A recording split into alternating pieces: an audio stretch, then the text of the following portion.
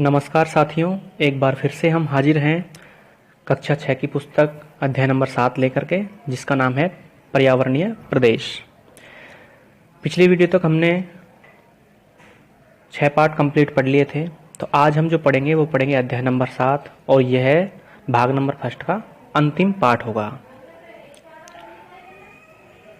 तो आपसे रिक्वेस्ट है कि अगर आपने पिछली वीडियो नहीं देखी है तो आप पिछली वीडियो ज़रूर देखें।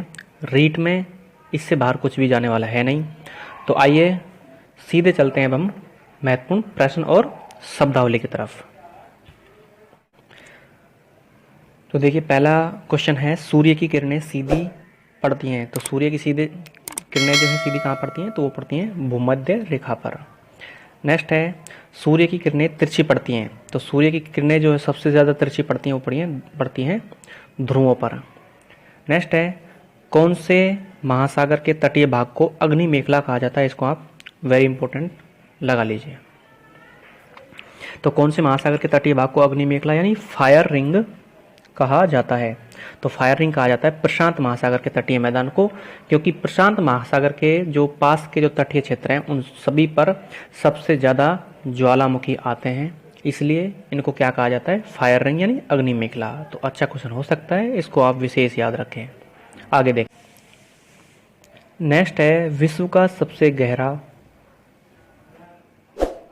और सबसे बड़ा गर्त कौन सा है? तो सबसे गहरा और सबसे बड़ा गर्त है ग्रैंड कैनियन गर्त। तो ये भी अच्छा क्वेश्चन है, इसको याद रखें। नेक्स्ट है, विश्व की सबसे लंबी मूंगा निर्मित दीवार कौन सी है? तो विश्व की सबसे लंबी जो मूंगा निर्मित दीवार है वो है, जिसका नाम है ग्रेट बैरियर रीफ। तो ये सारे फैक्ट जो हैं, सारे क्वेश्चन इंपॉर्टेंट हैं, इन पर आप विशेष ध्यान दें। नेक्स्ट है, ऐसा भूभाग जिसकी ऊंचाई कम होती है वो क्या कहलाता है? तो वो कहलाता है निम्न भूमि। तो इस अच्छे क्वेश्चन है साथियों, आगे देखें। नेक्स्ट क्वेश्चन है, इस पर भी आप स्टार लगा लें और इसको मोस्ट लगा करके आप ध्यान रखें। धरती के फेफड़े कहे जाते हैं, फेफड़े कहे जाते हैं। आंसर है अमेजन नदी के पास स्थित वर्षा वन। देखिए, अमेजन नदी के पास जो जंगल है, घना जंगल, जिसका नाम है वर्षा वन, उस वन को धरती के फेफड़े कहा जाता है। नेक्स्ट है, बर्फ से निर्मित घर को किस नाम से जाना जाता है? तो बर्फ से निर्मित जो घर है इसको इग्लू कहा जाता है, जिसमें एस्किमो नाम की जनजाति निवास करती है। इसका एक पिक्चर भी यहाँ पर दिया हुआ है, उस पिक्चर को भी आप देख सकते हैं। यह है बर्फ से बना घर, जिसको क्या कहा जाता है? इग्लू। छोटे छोटे क्वेश्चन है, लेकिन ये बहुत इंपॉर्टेंट है। नेक्स्ट है, स्टेपी घास के मैदान पाए जाते हैं। इसको भी आप याद रखें, स्टेपी घास के मैदान। तो सही आंसर क्या होगा? यूरोप और एशिया। तो यूरोप और एशिया में स्टेपी घास के मैदान पाए जाते हैं। तो साथियों, ये तो थे इसके महत्वपूर्ण प्रश्न पाठ से संबंधित। बहुत छोटा पाठ है। अब हम देखते हैं इसके पाठ के अंत में दिए हुए कुछ महत्वपूर्ण प्रश्न और शब्दावली है। देखिए साथियों, ये पिक्चर आपके सामने दी हुई है। इस पिक्चर को आप देखें और इसको समझने की कोशिश करें। ये पृथ्वी को हम गोल मानते हैं, हालांकि गोल है नहीं। तो देखिए, इसमें कुछ रेखाएं खींची हुई हैं। बीच में यहाँ पर आपको दी जाएगी भूमध्य रेखा, उसके ऊपर है कर्क रेखा, फिर नीचे मकर रेखा, और ये नॉर्थ पोल और साउथ पोल। तो 0 डिग्री से लेकर के और 23 डिग्री, 23.5 डिग्री अक्षांश और 23.5 डिग्री दोनों तरफ, यानी कि उत्तरी और दक्षिणी ध्रुव पर।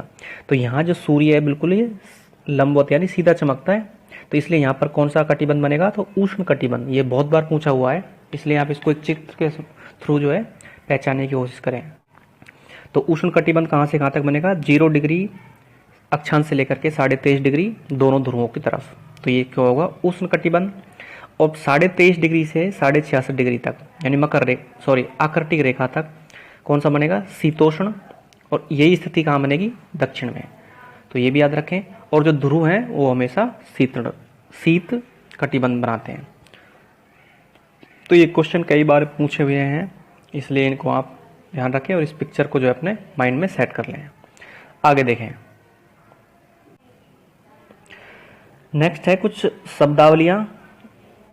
कुछ शब्दावली है पाठ से संबंधित। ये शब्दावली जो हैं इनको सीधे ऑप्शन बना करके आपको क्वेश्चन बनाए जा सकते हैं, इसलिए शब्दावली पर आप इनको भी आप ध्यान में रखें। कटिबंध क्या होता है? देखिए, कटिबंध होता है दो अक्षांशों के बीच विशेष परिस्थिति का क्षेत्र। दो अक्षांशों के बीच जो परिस्थिति बनती है उनको हम कटिबंध कहते हैं। नेक्स्ट है स्टेपी। स्टेपी क्या होते हैं? यूरोप और एशिया के शीतोष्ण घास के मैदान। ये अभी हमने पढ़ा था और ये कई बार पूछा हुआ है, इसलिए आप इसको याद रखें। धोरे। धोरे आप सभी को पता होगा, रेत के टीले जो क्या कहलाते हैं? धोरे कहलाते हैं। एस्किमो अभी हमने पढ़ा था, उत्तरी ध्रुव प्रदेशों में रहने वाले जो लोग होते हैं वो क्या कहलाते हैं? एस्किमो। और इग्लू, इग्लू का अभी हमने पिक्चर भी देखा था। तो एस्किमो लोगों को जो बर्फ का घर होता है उसको इग्लू कहते हैं। तो ये सभी फैक्ट जो है इंपॉर्टेंट है। आगे देखिए, नेक्स्ट है अभ्यास प्रश्न। और पहला प्रश्न है प्रेरी घास के मैदान पाए जाते हैं। तो प्रेरी घास के मैदान जो कहाँ पाए जाते हैं? ऑप्शन है यूरोप, एशिया, उत्तरी अमेरिका, ऑस्ट्रेलिया। तो प्रेरी घास के मैदान पाए जाते हैं साथियों उत्तरी अमेरिका में। तो ऑप्शन नंबर 3 इसका सही आंसर होगा। नेक्स्ट देखें, नेक्स्ट है पृथ्वी के उत्तरी ध्रुव पर स्थित है। तो पृथ्वी के उत्तरी ध्रुव पर क्या स्थित है? ऑप्शन है आर्कटिक महासागर, अंटार्कटिका, अटलांटिक और ऑस्ट्रेलिया। तो उत्तरी ध्रुव पर ऑप्शन नंबर 1 आर्कटिक महासागर स्थित है। आगे देखें, नेक्स्ट जो है वो मिलान से संबंधित क्वेश्चन है और ये बहुत इंपॉर्टेंट है, इसलिए इनको विशेष ध्यान रखें क्योंकि रीट 2021 में इससे बाहर कुछ भी जाने वाला नहीं है।